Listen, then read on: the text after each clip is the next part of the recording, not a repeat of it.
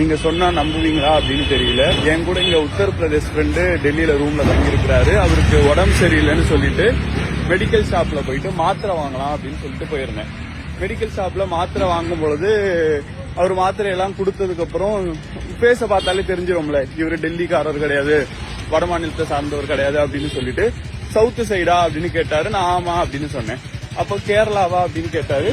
கேரளாலாம் கிடையாது, தமிழ்நாடு அப்படின்னு சொன்ன உடனே அவர் வாயில வந்த முதல் வார்த்தை என்ன அப்படின்னு சொன்னா தமிழ்நாடா, அப்போ ஸ்டாலினா. அவரு ஹிந்தியில தான் பேசினாரு. பட் அவர் சொன்னது என்னன்னா ஸ்டாலினா, எம்கே ஸ்டாலின், அச்சா அச்சா அப்படின்ற மாதிரி சொல்லிட்டு நிறைய ஸ்கீம்ஸ் அவர் சொல்லக்கூடிய விஷயம் எனக்கு புரியுது. என்ன சொல்றாருன்னா, நல்ல ஸ்டேட் கவர்மெண்ட் நல்ல ரூல் பண்ணிட்டு இருக்கிறாரு, ஃப்ரீ பஸ்ஸஸ் எல்லாம் கொடுக்கறாரு, நிறைய ஸ்கீம்ஸ் எல்லாம் கொடுத்துக்கிட்டு இருக்கிறாரு தானே அப்படிங்கிற மாதிரிலாம் சொன்னாரு.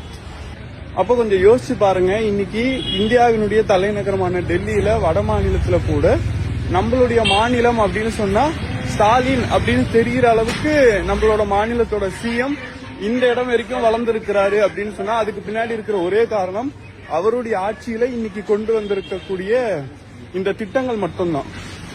அப்பனா ஒரு மாநிலத்தோட வளர்ச்சியா இருக்கட்டும், அந்த மாநிலத்தினுடைய முதலமைச்சர் மற்ற மாநிலங்களுக்கு தெரியறதா இருக்கட்டும், இது எல்லாமே எதன் அடிப்படையில இருக்கு அப்படின்னு சொன்னா அந்த மாநிலத்துல நடக்கக்கூடிய கலவரத்தை வச்சோ, அந்த மாநிலத்துல நடக்கக்கூடிய மத பிரச்சனைகளை வச்சோ இல்ல, அந்த மாநிலம் எந்த அளவுக்கு வளருது அப்படிங்கறத வச்சியும், அந்த மாநிலத்துல இருக்கக்கூடிய மக்களுக்கு அந்த மாநில அரசாங்கம் என்ன திட்டங்களை கொண்டு வருது அப்படிங்கறத வச்சுதான்றத இதுல இருந்து நம்மளால புரிஞ்சுக்க முடியுது.